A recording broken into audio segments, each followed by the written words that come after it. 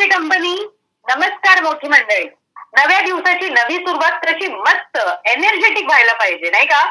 कालची मरगळ, आळस, रुसवे फुगवे सगळं मागे ठेवायचं आणि रात गई सो बात गई असं म्हणत नवी सुरुवात करायची. पण रात्री पाहिलेली स्वप्न दिवसा पूर्ण करायची असतात.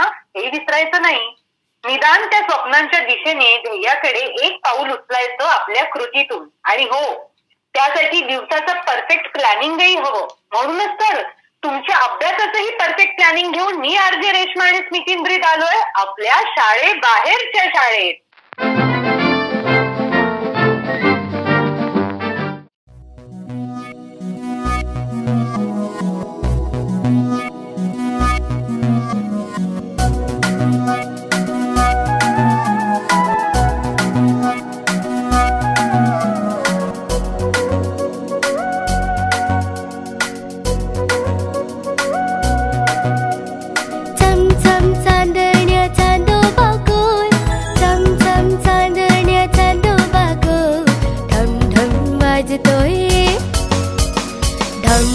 वाजतोय धमाल ढोल, ढम ढम वाजतोय धमाल ढोल. चम चम चांदण्या चांदोबा गोल, चम चम चांदण्या चांदोबा गोल. ढम ढम वाजतोय, ढम ढम वाजतोय धमाल ढोल, ढम ढम वाजतोय धमाल ढोल.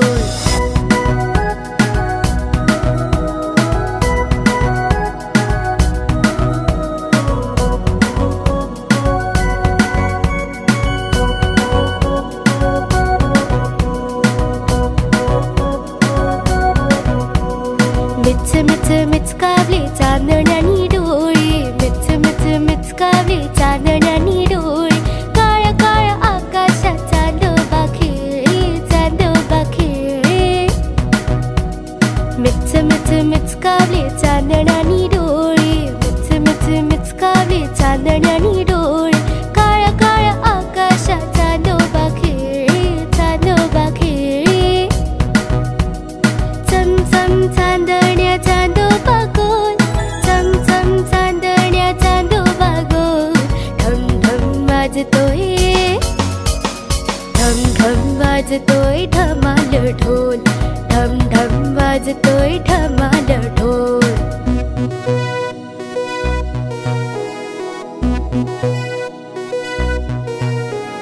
गोल गोल पुरी सारखा चांदोबा फुगतोय, गोल गोल पुरी सारखा चांदोबा फुगतोय. ढगांच्या पांघरुणात लपून बसतोय, लपून बसतोय. गोल गोल पुरी सारखा चांदोबा फुगतोय, गोल गोल पुरी सारखा चांदोबा फुगतोय. ढगांच्या पांघरुणात लपून बसतोय, लपून बसतोय. चम चम चांदण्या चांदोबा गोल, चम चम चांदण्या चांदोबा गोल. ढम ढम वाजतोय, ढम ढम वाजतोय धमाल ढोल, ढम ढम वाजतोय धमाल ढोल. ढम ढम वाजतोय धमाल ढोल, ढम ढम वाजतोय धमाल ढोल. नितीनजी, मी आता ओपनिंगला दिवस आणि रात्रीचा उल्लेख केला आणि मला सहज असं वाटलं की आपली आज शाळेची सुरुवात सुद्धा चित्रकलेने होतीये. तर तुम्हाला तुमच्या शाळेच्या काळामध्ये दिवसाचं चित्र काढायला आवडायचं की रात्रीचं? मला खरं तर लहानपणी एकच चित्र आठवतंय, किंवा आत्ताही जर तुम्हाला सांगितलंस की चित्र काढा तर माझ्या मनात काल्पनिक चित्र तयार होतं आणि मी जे कागदावर काढतो ते अतिशय साधं सोपं आणि बहुतेक बरेच जण काढतात असं मला वाटतं. ते म्हणजे 2 डोंगर काढायचे, त्याच्यातून उगवता सूर्य दाखवायचा, पाऊलवाट दाखवायची, घर दाखवायचं, झाड दाखवायचं आणि गंमत म्हणजे एक नदी दाखवायची जी त्या 2 डोंगरांमधनं उगवते आहे. आणि आपल्याला तसं पाहता प्रत्यक्ष पाहिलं तर नदीच्या पाण्यातलं आतलं काही तसं दिसत नसतं, पण आपल्या चित्रात मात्र ते मासे अगदी स्पष्ट दिसत असतात. तर असं चित्र मी नेहमी काढायचो. सगळी गंमत असते खरी म्हणजे चित्रांची. आणि आपल्या बालवर्गातल्या मुलांना थोडंसं वेगळं पण समजावं चित्रकलेतलं, म्हणून आपण एक काल जो अभ्यास पाठवला होता ना रेश्मा, तो फार गमतीशीर होता. त्यांना असं म्हटलं होतं की एक कागद घ्या, त्या कागदावर पूर्ण काळ्या रंगाने तो रंगवा आणि तो काळा रंग सुकला की त्याच्यावर पांढऱ्या रंगाने चंद्र, तारे यांची चित्र काढा. गंमत म्हणजे आपल्याला इतक्या मुलांनी ती चित्र काढून व्हॉट्सअपवर पाठवली आहेत, तर खूप गंमत येते, मजा येते ती बघायला चित्र, की मुलांनी किती सुंदर सुंदर चित्र काढलेली आहेत. अर्थात त्यांना पालकांनी सुद्धा मदत केलेली आहे त्याच्यामध्ये. तर त्यांच्याच पैकी आपण आता बोलूया कुंदन मराठे या 5 वर्षाच्या मुलाशी, जो राहणारा आहे गाव ब्राह्मणी, तालुका चिमूर, जिल्हा चंद्रपूर इथला. तो अंगणवाडीत जातो आणि त्याने सुद्धा आपल्याला चित्र पाठवलं आहे. तर त्याच्याशी बोलूया आणि त्याची आई सौ सविताताई यांच्याशी बोलूया आणि समजून घेऊया की काय गंमत जम्मत केली आहे त्या दोघांनी मिळून. बर, सविताताई नमस्कार. शाळेबाहेरच्या शाळेमध्ये तुमचं स्वागत आहे. नमस्कार जी. कशा आहात तुम्ही? ठीक आहे ना. बरं, सविताताई, शाळेबाहेरची शाळा हा कार्यक्रम आपण ऐकता का रोज? हो, रोज ऐकतो ना. कसं वाटतं तुम्हाला? छान वाटते. बर, आणि शाळेबाहेरच्या शाळेमधून कुंदनसाठी नियमितपणे मेसेज येत आहेत अभ्यासाचे? हो हो, येत आहे ना. आणि कुंदनला मजा येते का अभ्यास करताना? हो, मजा येते. ऐकतो ना तोय. अच्छा. हो. सविताताई, तुम्ही त्याला अभ्यासात कशी मदत करता? चित्र वगैरे काढून दाखवलं का तो कलर वगैरे भरतात त्या चित्रामध्ये. अरे वा, छान. म्हणजे तुम्हाला पण चित्रकला आवडते तर? हो हो. अरे वा, छान. आम्ही कुंदनशी बोलूच, पण त्याआधी आम्हाला कुंदन बद्दल थोडी माहिती तुमच्याकडनं हवी आहे. त्यामध्ये असा असलेला गुण जो तुम्हाला फार आवडतो, एखादी चांगली गोष्ट जी कुंदन मध्ये आहे, अशी काही एखादी गोष्ट सांगाल का? तो जास्त खेळ खेळतो, त्याला खेळ जास्त आवडतं. बर, आणि ही गोष्ट तुम्हाला फार आवडते? हो. हे खूपच छान आहे. बर, मग आम्ही कुंदनशी बोलू का? हो, बोला ना. हॅलो कुंदन, हॅलो. कसं आहेस? छान. काय करत होतास? खेळत होतो. अरे वा. बर, आम्हाला सांग, तुला शाळेबाहेरची शाळा या कार्यक्रमातनं अभ्यासाचे मेसेज येतात का? हो. आणि तू ते खेळ करतोस का? हो. कोण कोण मदत करतं तुला अभ्यास करायला? मम्मी. अरे वा, खूप छान. अच्छा, आम्हाला मग सांग, काल आम्ही जो अभ्यास पाठवला होता त्यात सांगितलं होतं एक पूर्ण काळा कागद करा आणि त्याच्यावर पांढऱ्या रंगाने चंद्र आणि तारे बनवा. तर तू काढलेस का? हो. कसं झालं ते चित्र तुझं? काळ्या रंगाने कागद रंगवला. हा, आणि चंद्र काढला. चंद्र काढला का त्यावर? बर. कसा चंद्र काढला? पूर्ण चंद्र काढला की अर्धा चंद्र काढला? पूर्ण. हो, पूर्ण गोल चंद्र का? अर्धा. अर्धा. अच्छा.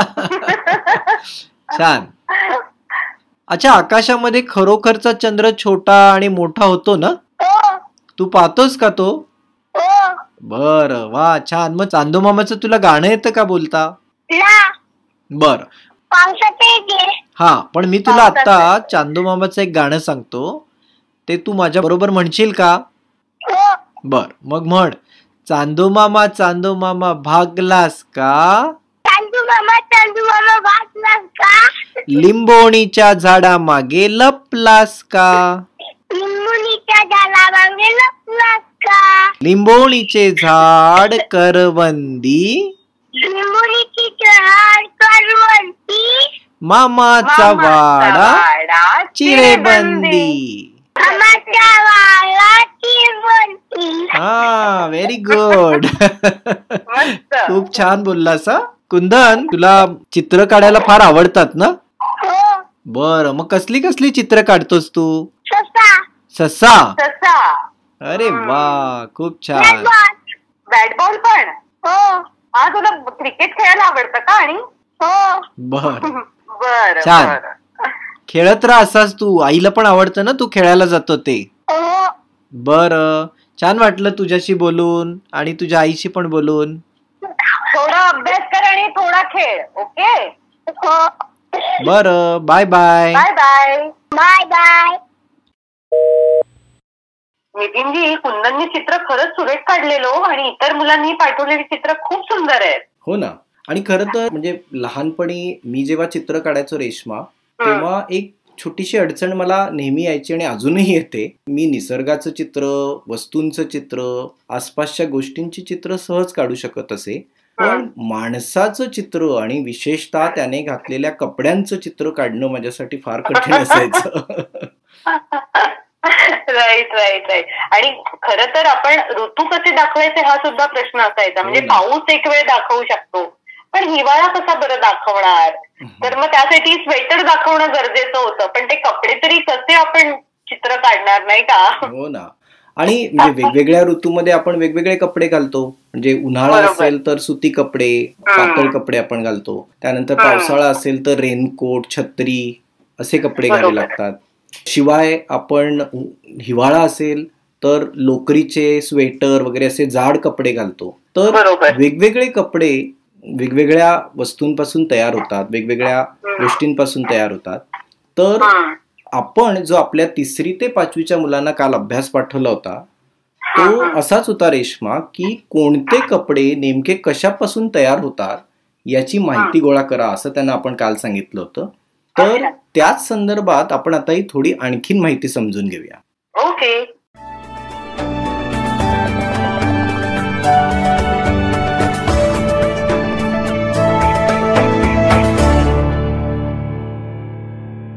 वस्त्र. मुलांनो, अन्नासारखीच आपली आणखी एक गरज आहे, ती म्हणजे वस्त्रे किंवा कपडे होत. आपण विविध प्रकारचे कपडे वापरत असतो.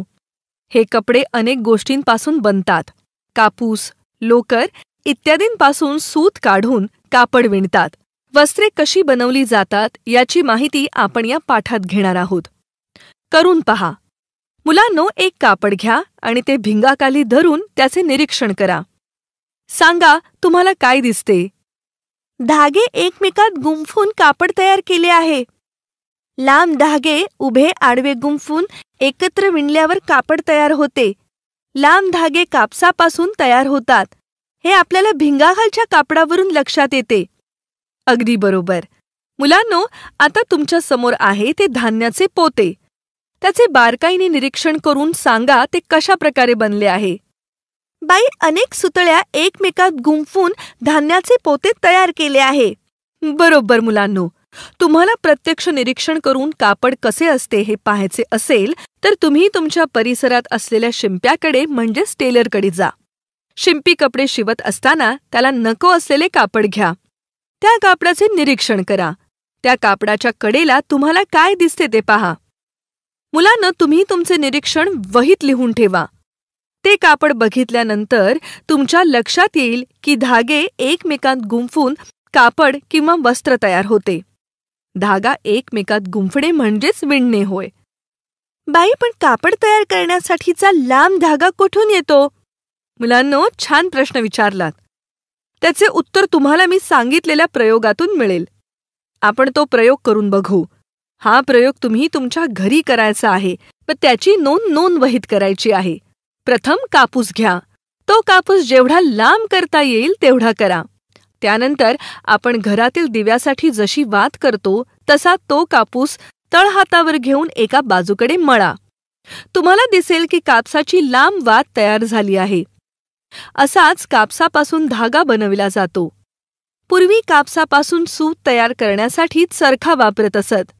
आता हीच प्रक्रिया यंत्रावर केली जाते. कापसापासून बनवलेल्या धाग्यांपासून कापड तयार होते. मुलांनो, गांधीजी चरखा चालवित असतानाचे चित्र तुम्ही अनेक ठिकाणी पाहिले असेल. आपल्या देशाला स्वातंत्र्य मिळवून देण्यासाठी महात्मा गांधींनी समाजामध्ये स्वदेशी वस्तू वापरण्याची चळवळ उभी केली. स्वदेशी म्हणजे स्वतःच्या देशात बनविलेल्या वस्तू. इंग्रज त्यांच्या देशात बनवलेल्या वस्तू आपल्या देशात विकत असत. गांधीजींचा स्वदेशीच्या आग्रहाचा हेतू असा होता की इंग्रजांचा माल विकत घेतल्याने आपल्या देशातील पैसा त्यांच्या देशात जातो. त्याऐवजी आपण आपल्या देशातील लोकांनी बनवलेल्या वस्तू वापरल्या तर तो पैसा आपल्याच लोकांना मिळेल. इंग्लंडमधून भारतात येणाऱ्या वस्तूत कापड हे प्रमुख होते. म्हणून गांधींनी चरख्याचा वापर सूत कातण्यासाठी केला. देशभरात सूत कातण्याची चरखा मंडळे निर्माण केली व स्वदेशी वस्तूच वापरण्याचा संदेश लोकांना दिला.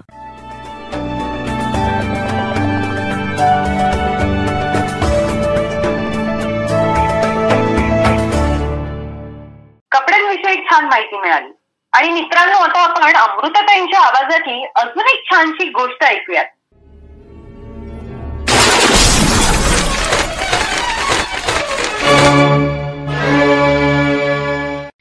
सोना आईला मदत करते. सोनाची आई साडीवर ठशाने छपाई करत होती. सोना म्हणाली, आई, मी देखील छपाई करणार.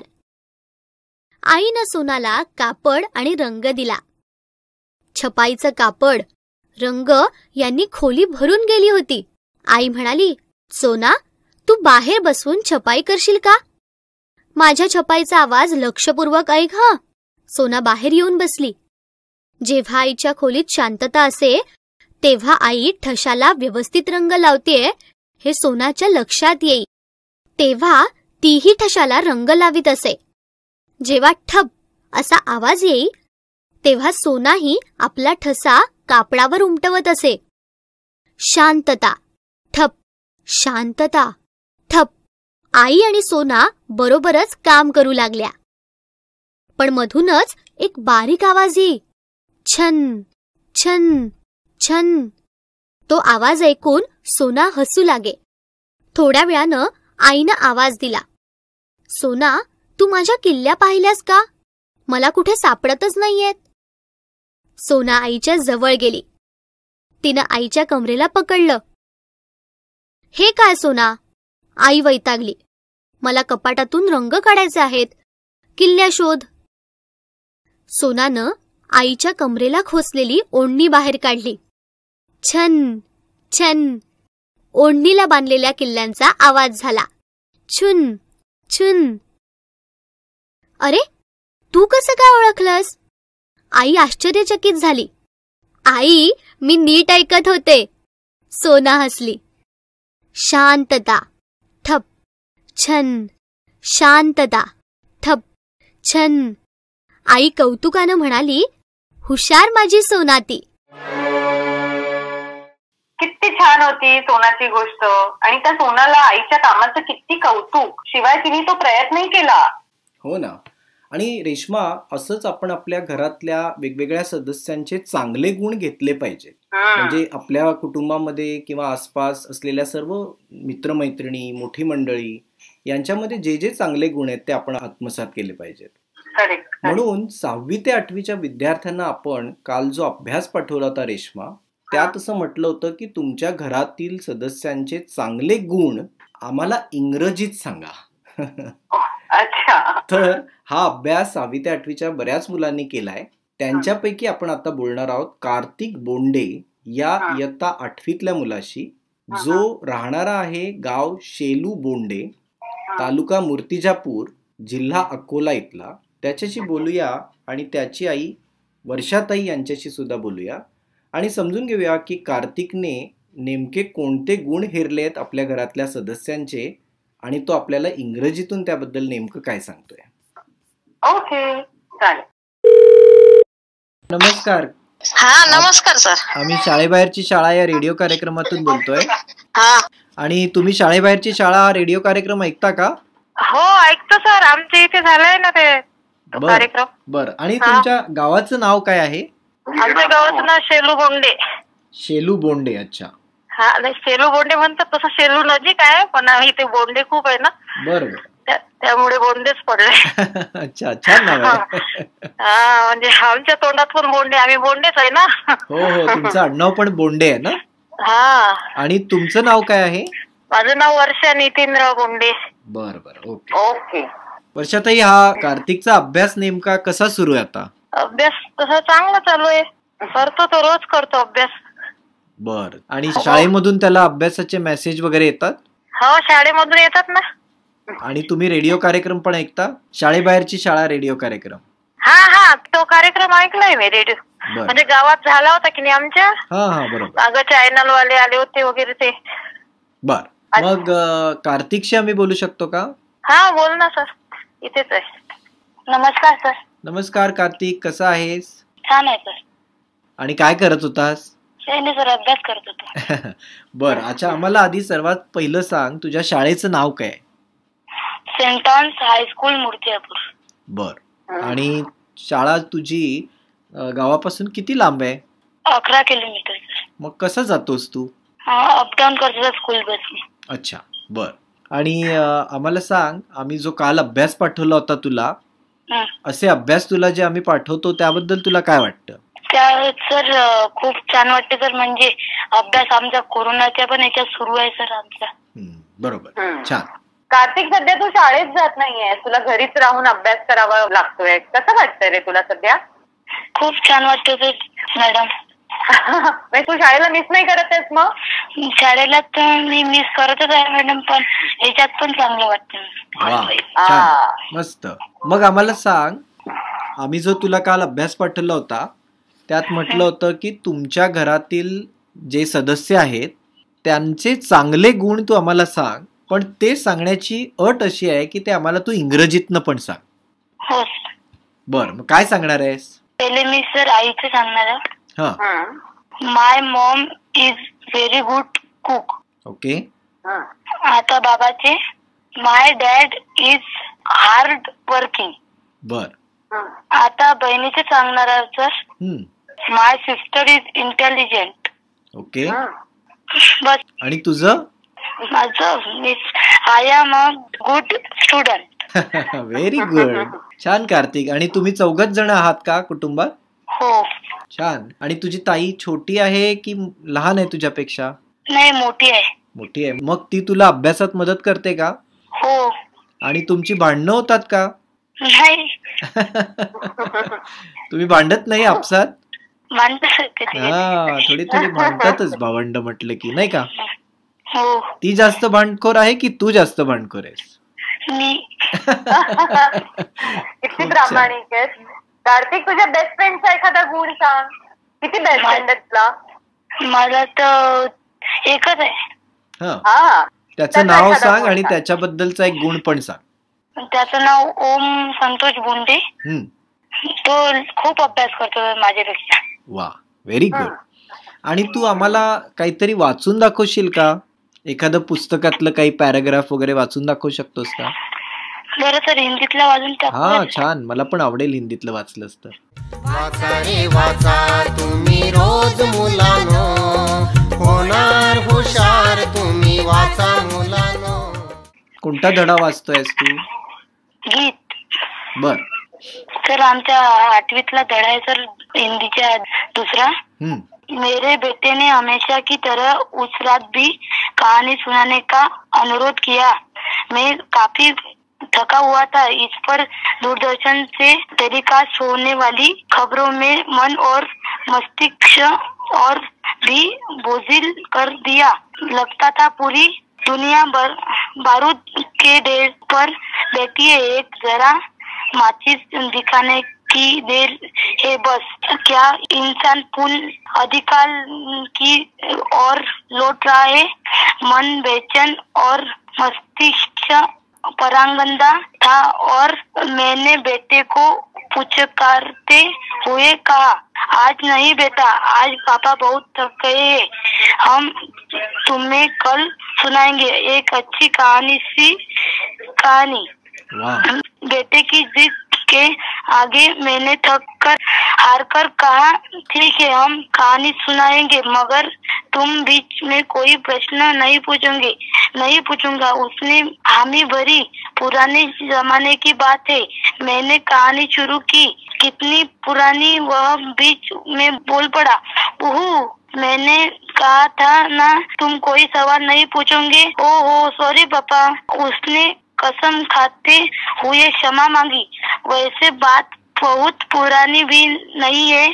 मैंने कहानी जारी रखते हुए कहा, यही कोई 50 बरस की होंगे या हो सकता है 200 बरस पुरानी है. अधिक से अधिक 1000 बरस पुरानी भी हो सकती है या फिर इससे भी ज्यादा. कहते हैं उस ऊंची पहाड़ी के नीचे बस्ती समुच बहुत पुरानी थी. बस्ती में ऊंचे ऊंचे मकान थे. मकानों में आंगनों में फूले की क्यारियां लगी थी जिनमें रंग बिरंगी फूल दिखते थे और हवाओं में हर पल भीनी खुशबू रची रहती थी. बस्ती में बाहर बागों का सिलसिला था जिनमें तरह तरह के फलदार पेड़ थे. पेड़ों पर परिंदे बहुत शाम हलचलते रहते. वाचा रे वाचा तुम्ही रोज मुलांनो, होणार हुशार तुम्ही वाचा मुलांनो. कार्तिक, हा. खूप छान वाचतोयस तू. तू मला सांग, हिंदी मध्येच वाचायला का निवडलंस? तुला आवडतं हिंदी मधनं वाचायला? हो सर. वा, खूप छान. मग आणखीन तू खूप वाचत राहा, कारण वाचल्यामुळेच तुला खूप माहिती मिळेल आणि तुझं वाचण्याचा स्पीड सुद्धा वाढेल. ओके, हो सर. छान. तुझ्याशी बोलून आम्हाला खूप मजा आली आणि आम्ही पुन्हा तुला काही दिवसांनी नक्की कॉल करू. बर. Okay, all the best Kartik. Bye bye. Bye bye. Bye. क्या बात है, कार्तिकने हिंदीचं वाचन छान केलं. गुड. नितीनजी, तुम्ही खूप दिवसात आम्हाला कोडं नाही विचारलं. अरे वा, तुझ्या लक्षात आहे. हो तर. ओके, मग आता हिंदीतनच एक कोडं विचारतो. लवली. चालेल. चालेल. तर कोडं आहे, कुछ महीनों में 30 दिन होते हैं तो कुछ महीनों में 31 दिन होते हैं. ओके. ऐसे कितने महीने होते हैं जिनमें 28 दिन होते हैं? बताओ तो जरा. ओके. तो उत्तर मला माहितीये, पण मी ते उत्तर पुढच्या भागात देणार आहे. त्यामुळे मित्रांनो, तुम्ही सुद्धा हे उत्तर आम्हाला लवकर पाठवा 9167132904 या क्रमांकावर. कोडं असं आहे, कुछ महीनों में 30 दिन होते हैं तो कुछ महीनों में 31 दिन होते हैं. ऐसे कितने महीने होते हैं जिनमें 28 दिन होते हैं?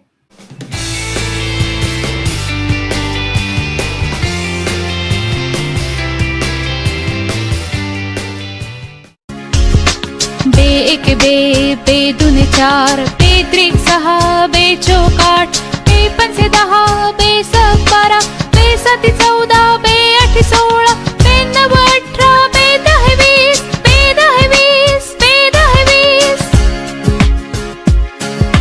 3 एक 3, 3 दुने 6, 3 त्रिक 9, 3 चौक 12, 3 पाच 15, 3 सक 18, 3 7 21, 3 8 24, 3 9 27, 3 10 30, 3 10 30, 3 10 30.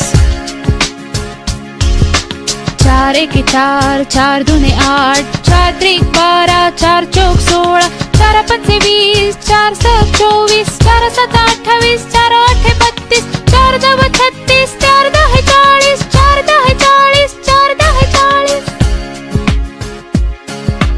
5 के 5, 5 दुने 10, 5 त्रिक 15, 5 चौक 20, 5 पाच 25, 5 सक 30, 5 7 35, 5 8 40, 5 9 45, 5 10 50, 5 10 50, 5 10 50. 6 एक 6, 6 दुने 12, 6 त्रिक 18, 6 चौक 24, 6 पंचे 30, 6 6 36, 6 7 42, 6 8 48, 6 9 54, 6 10 60, 6 10 60, 6 10 60. 7 के 7, 7 दुने 14, 7 त्रिक 21, 7 चौक 28, 7 पाच 35, 7 सक 42, 7 7 49, 7 8 56, 7 9 63, 7 10 70, 7 10 70, 7 10 70. 8 एक 8, 8 दुने 16, 8 त्रिक 24, 8 चौक 32, 8 पंचे 40, 8 सक 48, 8 7 56, 8 8 64, 8 9 72, 8 10 80, 8 10 80, 8 10 80. 9 एक 9, 9 दुने 18, 9 त्रिक 27, 9 चौक 36, 9 पाच 45, 9 सक 54, 9 7 63, 9 8 72, 9 9 81, 9 10 90, 9 10 90, 9 10 90. 10 एक 10, 10 दुने 20, 10 त्रिक 30, 10 चौक 40, 10 पाच 50, 10 सक 60, 10 7 70, 10 8 80, 10 9 90, 10 10 100, 10 10 100, 10 10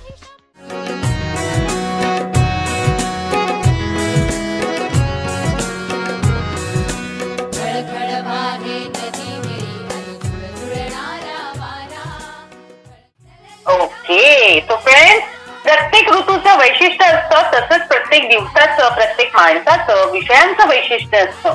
आपण फक्त चांगले गुणधर्म शोधत पुढे जात राहायचं आणि हो, त्याच वेळी स्वतःमधले सुद्धा गुण ओळखायचे हा, म्हणजे पुढे जाण्याचा वेग वाढेल.